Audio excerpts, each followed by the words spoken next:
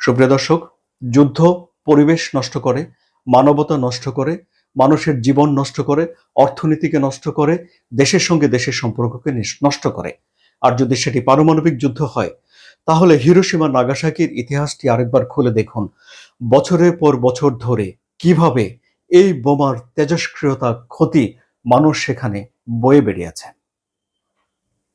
সুতরাং দুই পক্ষ কূটনৈতিক যেসব ব্যবস্থা নিয়েছে সেসব ব্যবস্থার পাশাপাশি আমি মনে করি যে এখন ভারত পাকিস্তানের একটা কূটনৈতিক আলোচনাও হওয়া উচিত, এবং এই সমাধানটা ভারত পাকিস্তান নিজেরাই করতে পারে। কারণ ভারত এবং পাকিস্তানের শত বছরের অভিন্ন সংস্কৃতি ছিল 1947-এর আগে, কিন্তু 47-এর দেশভাগের পর তাদের ভেতরে এই প্রতিদ্বন্দ্বিতা তৈরি হয়েছে। আপনারা কি যুদ্ধ না হওয়ার বিষয়ে একমত? আপনারাও কি যুদ্ধ চান না? যদি আপনাদের মত যুদ্ধের বিপক্ষে হয়, তাহলে কমেন্ট করে আপনাদের মতামত জানান।